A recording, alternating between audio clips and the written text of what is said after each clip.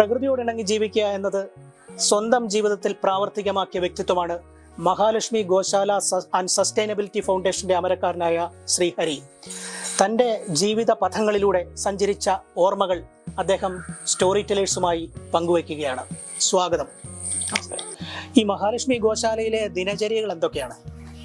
ദിനചര്യകൾ എന്ന് പറഞ്ഞാൽ നമ്മളൊരു 6-6:30 മണിക്കാണ് തുടങ്ങുന്നത്. അപ്പം ഇപ്പം നേരത്തെ പറഞ്ഞ പോലെ ചാണകമൊക്കെ ഈ ടൈപ്പ് ആയതുകൊണ്ട് നമുക്ക് പെട്ടെന്ന് അതങ്ങ് ഒതുക്കി വെക്കാൻ പറ്റും. അപ്പം ആദ്യം അത് ക്ലീനിങ് ഒന്ന് എല്ലാം താഴേക്ക് ഒതുക്കി വെക്കും. ഇവർ ചവിട്ടാതെ ഒതുക്കി വെച്ചിട്ട് അകിട് കഴുകി കറക്കുക എന്നുള്ളതാണ്. അപ്പോൾ കുളിപ്പിക്കുന്നില്ല. അപ്പം ഈ പാലിന് എന്തെങ്കിലും ദുർഗന്ധമൊക്കെ ഉണ്ടാകാതിരിക്കാനാണ് ഈ അകിട് കഴുകുന്നത്. അപ്പം അകിട് കഴുകി കറക്കുക. കറവ കഴിഞ്ഞതിന് ശേഷം നമ്മൾ തീറ്റ കൊടുക്കും.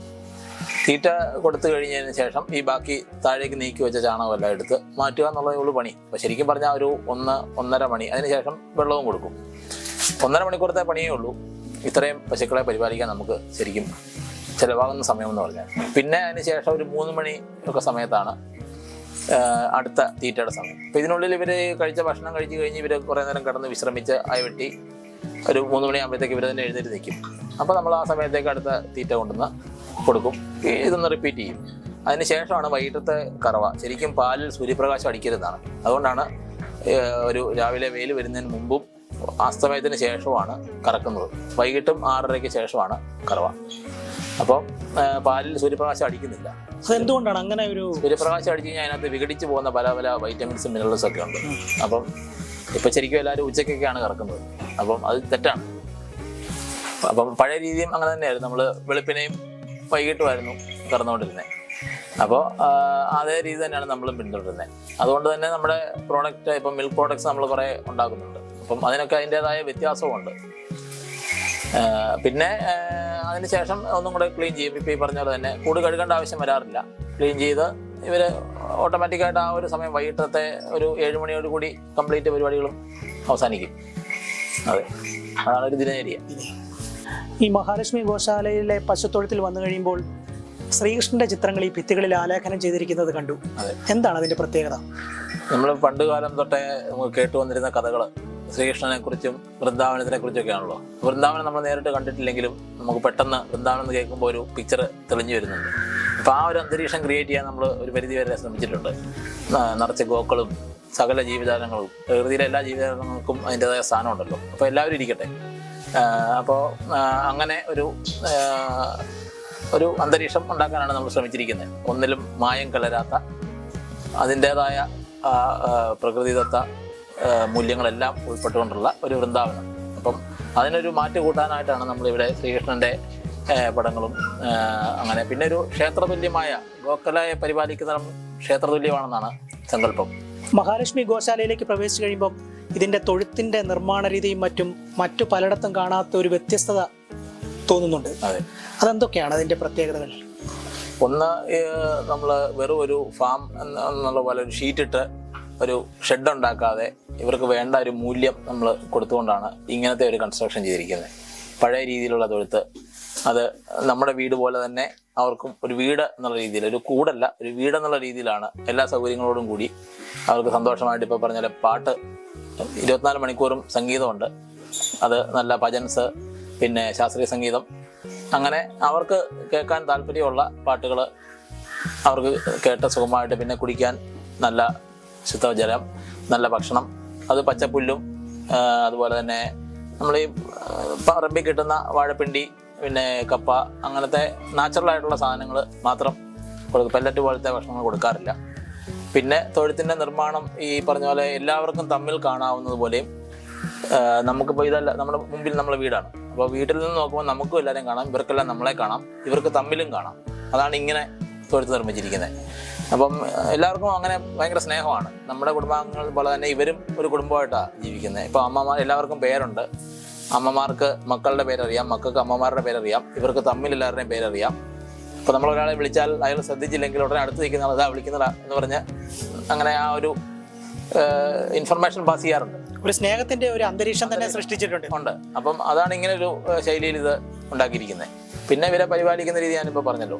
അപ്പം എല്ലാം ഈ പറഞ്ഞ പോലെ തന്നെ നമ്മളൊരു കുടുംബം എങ്ങനെയാണോ അതുപോലെ തന്നെയാണ് അതിലെ പരിപാലിക്കുന്ന രീതിയെ കുറിച്ച് പറഞ്ഞപ്പോൾ പശുക്കളെ കുളിപ്പിക്കാറില്ല എന്ന് പറഞ്ഞു. അതെ, അതെന്തുകൊണ്ടാണ്?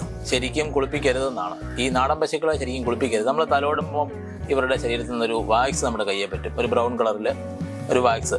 നമ്മൾ കൈ കഴുകുമ്പം ഒരു കട്ടൻ ചായ പോലെ ഒഴുകി പോകുന്നതാണ്. അപ്പോൾ അതാണ് ഇവരുടെ ഒരു പ്രൊട്ടക്റ്റീവ് ലെയർ, ഒരു സംരക്ഷണ വലയമാണ്.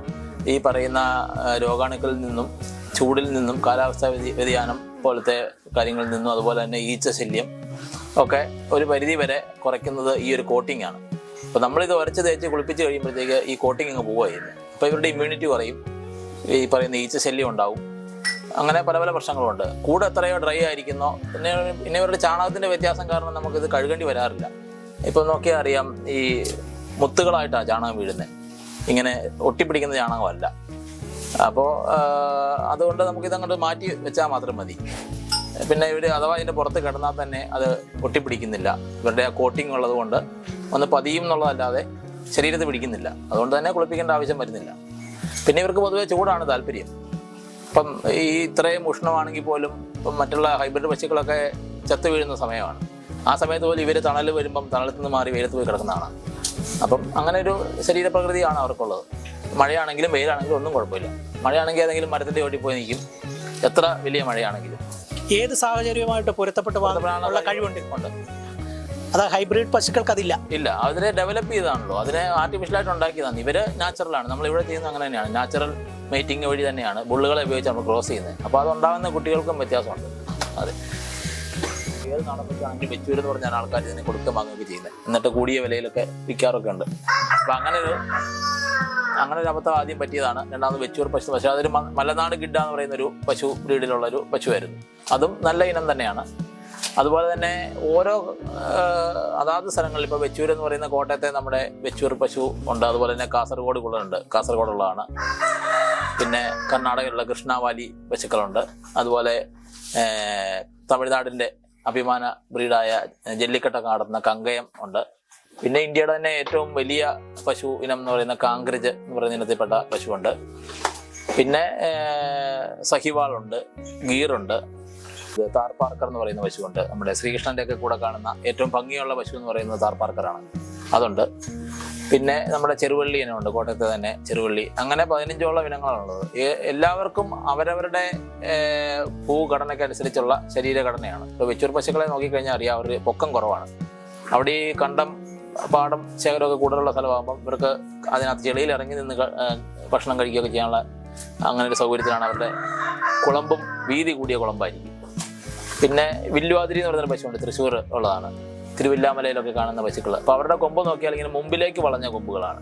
അപ്പം അവിടെ വേനൽക്കാലത്ത് വരുമ്പോൾ ഈ മരങ്ങളുടെ തൊലിയൊക്കെ ഉരിച്ചാണ് ഇവർ ഭക്ഷണം കഴിക്കുന്നത്. വേറെ പുല്ലൊക്കെ ക്ഷാമമാവും. അങ്ങനെ ഓരോരുത്തരുടെയും ശരീരഘടനയും അതിന് വ്യത്യാസമുണ്ട്. ഇപ്പോൾ നോർത്ത് ഇന്ത്യൻ പശുക്കളിലൊക്കെ നോക്കിയാൽ ഈ ഹമ്പ് കാണാം, നന്നായിട്ട് നമ്മുടെ കേരളീയരെക്കാട്ടി കൂടുതൽ ഹമ്പുണ്ട്.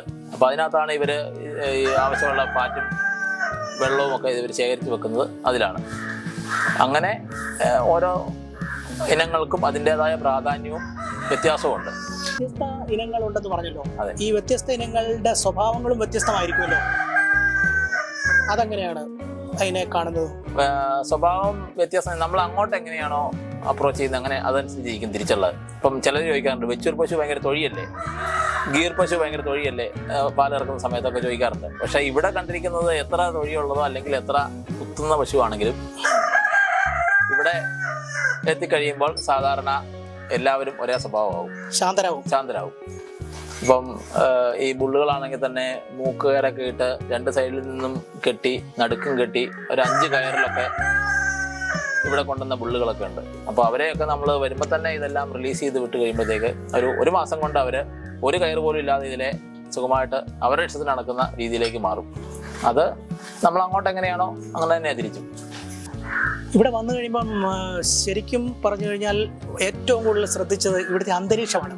ഈ അന്തരീക്ഷത്തിൽ പശുക്കളുടെ, നാടൻ പശുക്കളുടെ ഒരു നീണ്ട നിര, വൃക്ഷലതാദികൾ, പ്രകൃതിയോട് വളരെ ഇണങ്ങി നിൽക്കുന്ന ഒരു അന്തരീക്ഷം.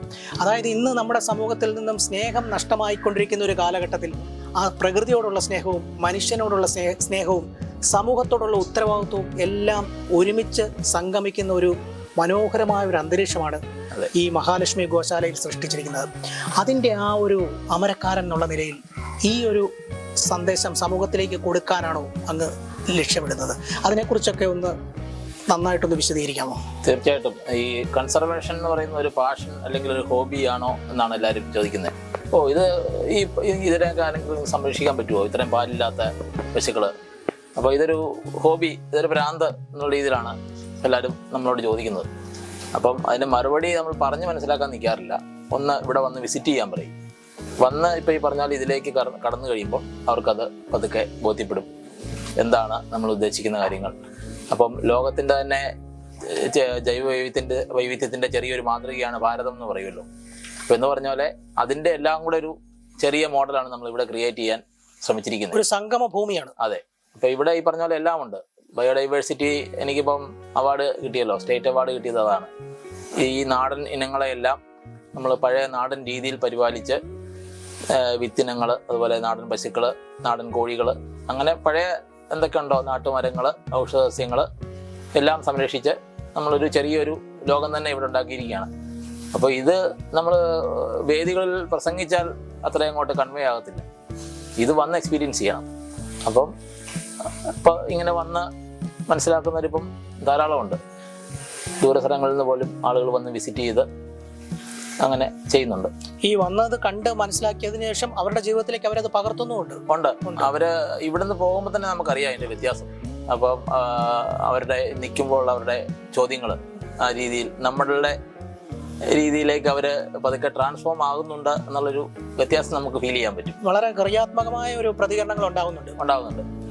ഇപ്പം നമ്മുടെ നാട്ടിലുള്ളവർ പോലും മിക്കവാറും പലർക്കും അറിയത്തില്ല ഇവിടെ എന്താ നടക്കുന്നുള്ള കാര്യം. ഇപ്പം ദൂര സ്ഥലങ്ങളിൽ നിന്ന് പോലും ആളുകൾ വന്നിട്ട് ഈ നാട്ടിലെ റിലേറ്റീവ്സിനെ കൂട്ടി ഇവിടെ വരാറുണ്ട്.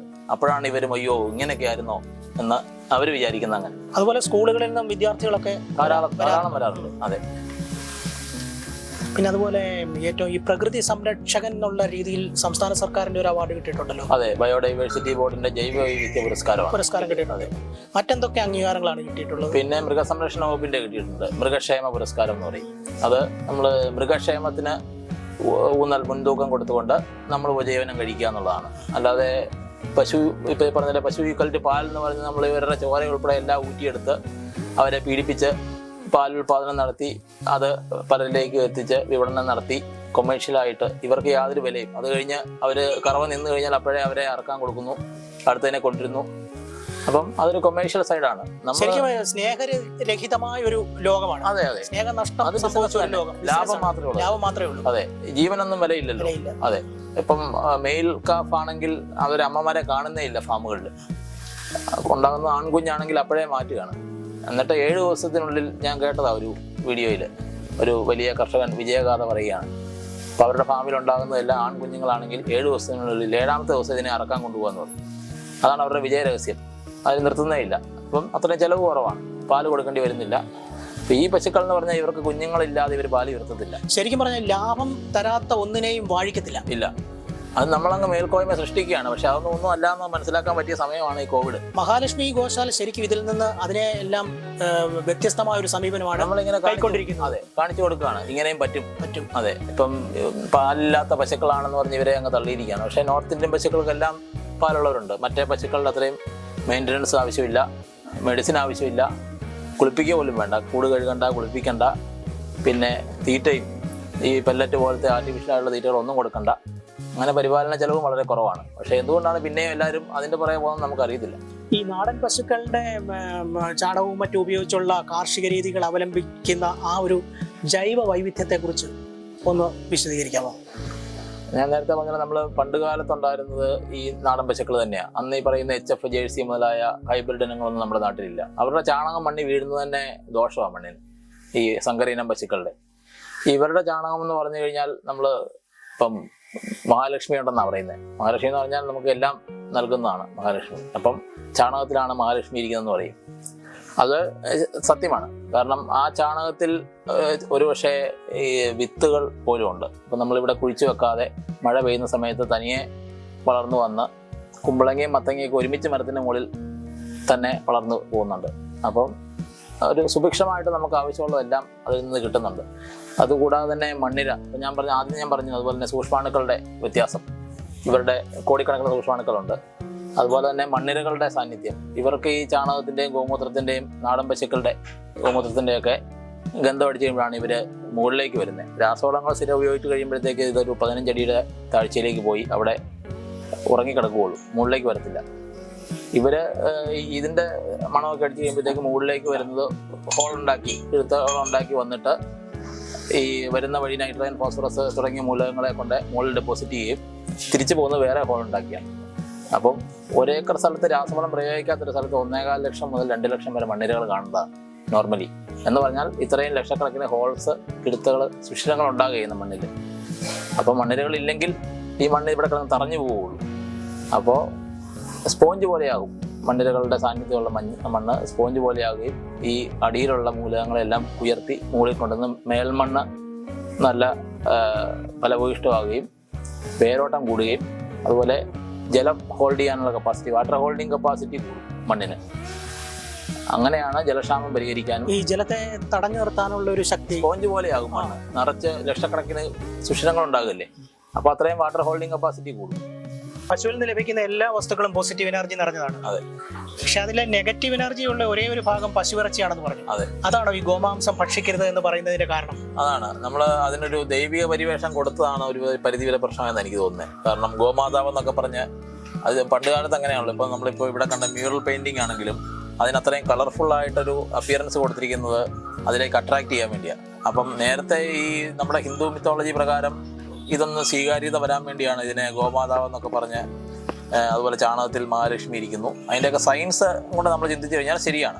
നമ്മളിവരെ ദൈവതുല്യം കാണേണ്ട ജീവികളാണ് ഇവർ. അപ്പോൾ പശുവിൽ നിന്ന് നമുക്ക് കിട്ടുന്ന ഈ പറഞ്ഞ ചാണകമാണെങ്കിലും മൂത്രമാണെങ്കിലും എല്ലാം ഔഷധ ഗുണമുള്ള സാധനങ്ങളാണ്. ഇവർ അന്തരീക്ഷത്തിൽ നിന്ന് അബ്സോർബ് ചെയ്യുന്നുണ്ട്. ഈ സൂര്യകേതു നാഡി എന്ന് പറഞ്ഞൊരു ഇതുണ്ട്. അത് ഈ ഹമ്പ് തൊട്ട് വാല് വരെ നീണ്ടു നിൽക്കുന്ന ഒരു നാഡിയാണ്.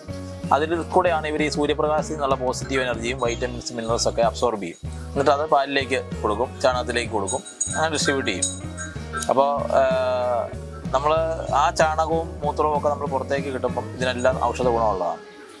അതേസമയം ഇവർ ഈ അന്തരീക്ഷത്തിൽ നിന്ന് അബ്സോർബ് ചെയ്യുന്നതും ഭക്ഷണത്തിൻ്റെ കൂടെയുള്ളതുമായ ടോക്സിൻസും വിഷാംശവും ഒക്കെ ഇവർ ശേഖരിച്ച് വെക്കുന്നത് ഇവരുടെ ഇറച്ചിയിലാണ്.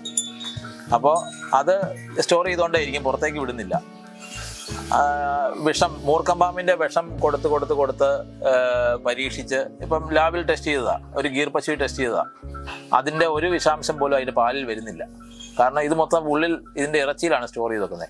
അപ്പം അതുകൊണ്ടാണ് നമ്മൾ ഇവരുടെ ഗോമാംസം ഭക്ഷിക്കരുത് എന്ന് പറയുന്നതിൻ്റെ ഒരു സയൻസ്. പിന്നെ ഒരു വർഷം നമ്മളിത് ഗോമാംസം കട്ട് ചെയ്ത് വെച്ച് കഴിഞ്ഞാൽ അറിയാം, ഞാൻ കണ്ടിട്ടില്ല എന്നാലും ഞാൻ പറഞ്ഞു കേട്ടിട്ടുണ്ട്, ഒരു വയലറ്റ് കളർ ഒരു കോട്ടിങ് വരും. അപ്പോൾ അതെന്ന് പറയുന്നത് കണ്ടാലും നല്ല ഭംഗിയാണ്, പിന്നെ അതൊരു നല്ല കൂടിയ ടോക്സിനാണ്. അത് ഇരിക്കും തോറും അതിൻ്റെ ടോക്സിസിറ്റി കൂടും, വിഷാംശം കൂടുക ചെയ്യുന്നത്, പക്ഷേ ടേസ്റ്റും കൂടും. അപ്പം അങ്ങനെ ഒരു പ്രശ്നം വരുന്നതുകൊണ്ട് ആൾക്കാർ കൂടുതലായിട്ട് ഇത് ഉപയോഗിക്കുകയും ചെയ്യും. ഈ വിഷം നമ്മളിൽ ചെല്ലും. അതുകൊണ്ടാണ് ഗോമാംസം ഭക്ഷിക്കരുത് എന്ന് പറയുന്നത്. അതാണ് അതിൻ്റെ സയൻസ്. അതാണ് അതിൻ്റെ സയൻസ്. എല്ലാത്തിലും ഒരു സയൻസ് ഉണ്ട്. നമ്മൾ ആ സയൻസ് ഒന്ന് നോക്കിക്കഴിഞ്ഞാൽ ഈ അടച്ചാക്ഷേപിക്കാതെ നമ്മൾ സയൻസും കൂടെ ഒന്ന് അറിയാൻ ശ്രമിച്ചു കഴിഞ്ഞാൽ ഒരു പരിധി വരെ നമുക്ക് അതിനുള്ള ഉത്തരം നമുക്ക് തന്നെ കണ്ടുപിടിക്കാൻ പറ്റും. അതെ. ഈ സംരക്ഷിത കർഷകൻ എന്നുള്ള ഒരു ആശയം മഹാലക്ഷ്മി ഗോശാല മുമ്പോട്ട് ഡെവലപ്പ് ചെയ്തിട്ടുണ്ടല്ലോ. അതെ. എന്താണ് സംരക്ഷിത കർഷകൻ കൊണ്ട് അർത്ഥമാക്കുന്നത്? സംരക്ഷക കർഷകൻ എന്ന് ഞാൻ തിരുത്തുവാണ്. അതാണ് ശരിക്കും. അത് നമ്മൾ കൊണ്ടുവന്നതല്ല, ബയോഡൈവേഴ്സിറ്റി ബോർഡിന്റെ സ്റ്റേറ്റ് അവാർഡ് കിട്ടിയായിരുന്നു. അതാണ് മികച്ച സംരക്ഷക കർഷകൻ എന്നുള്ള ജൈവ വൈവിധ്യ പുരസ്കാരമാണ് ലഭിച്ചത്. അത് ഈ പഴയ നാടൻ ഇനങ്ങളുണ്ടല്ലോ നമ്മുടെ, അങ്ങനത്തെ ഇപ്പോൾ പശുക്കളാണെങ്കിലും പഴയ ഔഷധ സസ്യങ്ങൾ, മരങ്ങൾ, ചെടികൾ, വിത്തിനങ്ങൾ, അങ്ങനെ പഴയ നാടൻ ഇനങ്ങളെയെല്ലാം നമ്മൾ പഴയ നാടൻ രീതിയിൽ തന്നെ പരിപാലിച്ച് അങ്ങനെ സംരക്ഷിക്കുന്നതിനാണ് ആ അവാർഡ് കിട്ടിയത്. അപ്പോൾ അതുകൊണ്ട് അതാണ് ഉദ്ദേശിക്കുന്നത്, നാടൻ രീതിയിൽ തന്നെ നാടൻ ഇനങ്ങളെ സംരക്ഷിക്കുക, നാടൻ രീതിയിൽ തന്നെ പരിപാലിച്ച്. ഇപ്പം നമ്മൾ നാടൻ പശുക്കളെ കൊണ്ടുവന്നിട്ട് ഇതിനെ പെല്ലറ്റ് കൊടുത്ത് ഇവിടെ വളർത്തിയിട്ട് കാര്യമില്ല. കാരണം അത് അവരോട് ചെയ്യുന്നത് ദ്രോഹമാണ്. അപ്പം അങ്ങനെ അല്ലാതെ നമ്മൾ പഴയ പണ്ട് കാലത്ത് എന്തൊക്കെയാണോ ട്രഡീഷൻ പോന്നിരുന്നത് അത് നമ്മൾ ഫോളോ ചെയ്യുന്നു. ആ മികവിന് തന്നെ കിട്ടിയ നമ്മുടെ സംഭാവനകൾ അതെ പരിഗണിച്ച് വിളിച്ചത്. അതെ. പിന്നെ ഉള്ളത് ഒന്ന് ഇതാണ്, മൃഗസംരക്ഷണ വകുപ്പിൻ്റെയാണ് മൃഗക്ഷേമ പുരസ്കാരം എന്ന് പറയും. അതാണ് നമ്മളോട് ഏറ്റവും ചേർന്ന് നിൽക്കുന്നൊരു പുരസ്കാരം. കാരണം നമ്മളുടെ ഉപജീവനം കഴിക്കുന്നത് മൃഗക്ഷേമത്തിന് അധിഷ്ഠിതമായിട്ടായിരിക്കണം. അതാണ് മൃഗക്ഷേമം മുൻനിർത്തിക്കൊണ്ട് നമ്മൾ ഉപജീവനം കഴിക്കുക. ഇപ്പം പശു ഈക്വൽ ടു പാൽ എന്ന് പറഞ്ഞിട്ട് നമ്മൾ ഇവരെ കിട്ടാവുന്ന മാക്സിമം ചോര ഉൾപ്പെടെ ഊറ്റിയെടുത്ത് അത് വിടണം ചെയ്ത് അങ്ങനെയല്ലാതെ ഇപ്പം നമ്മളിവിടെ നോക്കിയാൽ അറിയാം കുഞ്ഞുങ്ങൾ എല്ലാം നല്ലപോലെ പാല് കുടിക്കുന്ന കുഞ്ഞുങ്ങളാണ്. അവർ കുടിച്ചതിന് ശേഷമേ നമ്മൾ കറക്കാറുള്ളൂ. പിന്നെ അച്ഛൻ്റെയും അമ്മയുടെയും കൂടെയാണ് ഈ കുഞ്ഞുങ്ങൾ. ഇപ്പം ഇവിടെ നമ്മൾ നാച്ചുറൽ മീറ്റിംഗ് ആണ്. അപ്പം അച്ഛനും അമ്മയും ഇവിടെ തന്നെ ഉണ്ട്. പല സമയങ്ങളിൽ ഇവർ ഒരുമിച്ച് കാണപ്പെടാറുമുണ്ട്. അപ്പോൾ അവിടെയൊക്കെ നോക്കിയാൽ കാണാം അമ്മയുടെ കൂടെ മടിയിൽ കിടന്നുറങ്ങുന്ന കുഞ്ഞുങ്ങളുണ്ട്. അപ്പോൾ അത് വേറെ എങ്ങും കാണാറില്ല. എന്നാൽ നമുക്ക് അത്യാവശ്യം ഇവരുടെ ചിലവ് കഴിയാനുള്ള പാലായിട്ട് നമുക്ക് കിട്ടും. പിന്നെ നമ്മൾ കൂടുതൽ ഈ പറഞ്ഞ ചാണകത്തിലൊക്കെ കോൺസെൻട്രേറ്റ് ചെയ്തിരിക്കുന്നതുകൊണ്ട് പശു ഈക്വൽ ടു പാലല്ല, പശു ഈക്വൽ ടു പഞ്ചഗവ്യം ആണ് നമ്മൾ ഫോളോ ചെയ്യുന്നത്. ഒരു സ്നേഹത്തിന്റെ ഒരു അന്തരീക്ഷമാണ് ഇവിടെ. നമ്മൾ ഇവർക്കും അവകാശങ്ങളുണ്ട്. അതെല്ലാം പരിഗണിച്ചാണ് പോകുന്നത്. എല്ലാം പരിഗണിച്ചാണ് പോകുന്നത്. ഇപ്പം പശുവിന്റെ ചാണകത്തിൽ നിന്ന് ഏകദേശം 32ഓളം ഉൽപ്പന്നങ്ങൾ, അതെ 40 മുകളിലുണ്ട് ഉൽപ്പന്നങ്ങൾ ഉൽപ്പാദിപ്പിക്കുന്നുണ്ടല്ലോ. അതെന്തൊക്കെയാണ്? വളങ്ങൾ തന്നെ ഏകദേശം 30ഓളം ഉണ്ട്. ഒന്ന് നമ്മൾ നടിയിൽ ഒരു വിത്ത് മുളപ്പിക്കാൻ ആവശ്യമായ നടിയിൽ മിശ്രിതം തൊട്ട് അത് ഏത് സ്റ്റേജിലും അതിന് വേണ്ട വളങ്ങളെല്ലാം, ജീവാമൃതമുണ്ട്, ഘനജീവാമൃതമുണ്ട്, പിന്നെ പഞ്ചഗവ്യമുണ്ട്, പിന്നെ കമ്പോസ്റ്റുകൾ, bio compost, kitchen compost, vermi compost, പിന്നെ സ്ലറിയുണ്ട്, പിന്നെ ചാരം ആയിട്ട് നമ്മൾ പശുവിന് കഞ്ഞി വെക്കുമ്പോൾ കിട്ടുന്ന ചാരമുണ്ട്. അതുപോലെ നമ്മൾ മിക്സ് ചെയ്ത് ഇപ്പം ഈ കോഴി വളത്തിൻ്റെ കൂടെ ചാരവും ഇട്ട് ചാണകവും ഇട്ട് മിക്സ് ചെയ്ത് അങ്ങനെ എടുക്കാറുണ്ട്. ചാരം തന്നെ കൊടുക്കാറുണ്ട്. അങ്ങനെ ഇവരിൽ നിന്ന് നമുക്ക് ഇവർക്ക് ദോഷമില്ലാതെ കിട്ടുന്ന എല്ലാ സാധനങ്ങളും നമ്മൾ വാല്യൂ അഡീഷൻ ചെയ്തിട്ടാണ് നമ്മൾ ഇവരുടെ ചിലവുകൾ കഴിഞ്ഞു പോകുന്നത്. അപ്പം അങ്ങനെ നോക്കുമ്പോൾ ശരിക്കും അത് ലാഭമാണ്. അപ്പോൾ എല്ലാവരും പറയും പശു പാലില്ലാത്ത ഈ പശുക്കളെ വളർത്തിയിട്ട് എന്ത് ചെയ്യാനാണെന്ന് ചോദിക്കും. അപ്പം അത് പശു ഈക്വൽ ടു പാലാണെന്ന് ആരോ പറഞ്ഞിരിക്കുന്നു എന്നുള്ളൂ. അതല്ല ശരിക്കും ഒരു തെറ്റിദ്ധാരണ. നാടൻ പശുക്കൾ ഈക്വൽ ടു പാലല്ല, കൗ ഈക്വൽ ടു മിൽക്കാണ്. കാരണം അത് വിദേശ ഇനം നമ്മളിവിടെ കൊണ്ടുവന്ന് പാലിന് വേണ്ടി തന്നെ വികസിപ്പിച്ചെടുത്ത ഒരു യന്ത്രം എന്നേ പറയാൻ പറ്റുള്ളൂ. അതിന് ഈ പറഞ്ഞ വികാരങ്ങൾ പോലും ഇല്ല. ഇപ്പം ഇവരെ കുഞ്ഞുങ്ങളെ കാണാൻ ചുരത്തത്തില്ല. മറ്റേത് ഈ പറഞ്ഞ കറവക്കാരനില്ലെങ്കിലും കുഞ്ഞില്ലെങ്കിലും ആ സമയത്ത് അത് ചുരത്തും. ശരിക്കും ഒരു ഹാർമണി വിത്ത് നേച്ചർ എന്നുള്ള ഒരു ആശയം തന്നെ. അതെ, പ്രകൃതി സംപോഷണം, മണ്ണ് സംപോഷണം, ജലം ശുദ്ധിയാക്കുക, അങ്ങനെ ഒരുപാട് കാര്യങ്ങൾ നടക്കുന്നുണ്ട് ഇതിന്റെ പിന്നിൽ. ഇതിന്റെ ഒരു പ്രചാരണത്തിനായിട്ട് ഇപ്പം പ്രകൃതിയോട് ഇണങ്ങി ചേർന്നുള്ള ഒരു കാർഷിക രീതിയും നാടൻ പശു വളർത്തും എല്ലാം ചെയ്യുന്നുണ്ടല്ലോ.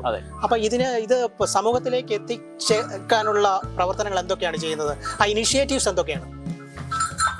ഇനിഷ്യേറ്റീവ്സ് നമുക്ക് ധാരാളമുണ്ട്. ഒന്ന്, നമ്മളിപ്പോൾ ഈ പറഞ്ഞ സോഷ്യൽ മീഡിയ വഴിയൊക്കെ നന്നായിട്ട് നമ്മളിത് പ്രൊമോട്ട് ചെയ്യുന്നുണ്ട്.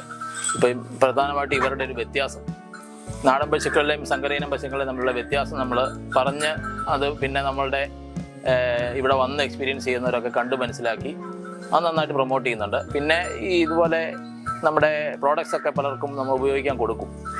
അപ്പോൾ നമ്മുടെ ഇവിടുത്തെ ഈ പശുക്കളുടെ പാല് ഒരാഴ്ച സ്ഥിരമായിട്ട് ഉപയോഗിച്ചാൽ പിന്നെ അവർ വേറെ ഈ ഹൈബ്രിഡ് പശുക്കളുടെ പാൽ ഉപയോഗിക്കത്തില്ല. അപ്പം അതുപോലെ തന്നെ ചാണകത്തിൻ്റെ ഗുണമേന്മ, ഇപ്പോൾ ഇവരുടെ ഒരു പിടി ചാണകം എടുത്തു കഴിഞ്ഞാൽ അതിനകത്ത് 350 മുതൽ 500 കോടി വരെയുണ്ട് സൂക്ഷ്മാണുക്കൾ. മറ്റേത് 70 ലക്ഷത്തിൽ താഴെയുള്ളൂ. അങ്ങനെ ആനയും ആടും തമ്മിലുള്ള വ്യത്യാസമാണ്.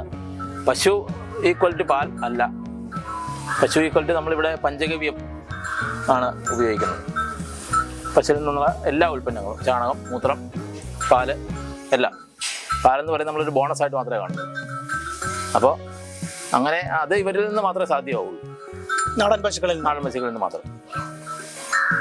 അതുപോലെ മറ്റൊരു വലിയൊരു പ്രത്യേകത കണ്ടത്, ഈ പശുക്കൾക്കൊന്നിനും മൂക്കുകയറൊന്നും ഇട്ടിട്ടില്ല. അതെ, പശുക്കളെ അതുപോലെ കുടുംബാംഗങ്ങളെ പോലെ സംരക്ഷിക്കുന്നു എന്നൊരു മെസ്സേജും കണ്ടു. അതെ, അപ്പൊ അതൊക്കെ ശരിക്കും വളരെ വ്യത്യസ്തമായ ഒരു കാഴ്ചപ്പാടുകളാണ്. അതെ, അതിനെക്കുറിച്ചൊക്കെ എന്താണ് വിശദീകരിക്കാനുള്ളത്? എത്ര പ്രശ്നക്കാരായിട്ട് നമ്മൾ ഇവിടെ കൊണ്ടുവന്നാലും നമ്മൾ ആദ്യം ചെയ്യുന്നത് അവരുടെ മൂക്കുകയറും ആവശ്യമില്ലാത്ത കയറുകളും വരിഞ്ഞുമുറുക്കലുകളും എല്ലാം പൊട്ടിച്ചു വിടുക എന്നുള്ളതാണ് ചെയ്യുന്നത്. അപ്പോൾ തന്നെ അവർ നമ്മളെ മനസ്സിലാക്കും ഇത് ഉപദ്രവിക്കാനുള്ള കൊണ്ടൊന്നുമല്ല, നമുക്ക് വേണ്ടി എന്തോ ചെയ്യാൻ ഇവർ തയ്യാറാണ് എന്നുള്ള ബോധ്യം അവർക്കുണ്ടാവുകയും അതനുസരിച്ച് അവരുടെ സ്വഭാവം നല്ല രീതിയിൽ വ്യത്യാസം വരികയും ചെയ്യും. പിന്നെ നമുക്ക് എളുപ്പമാണെല്ലാം.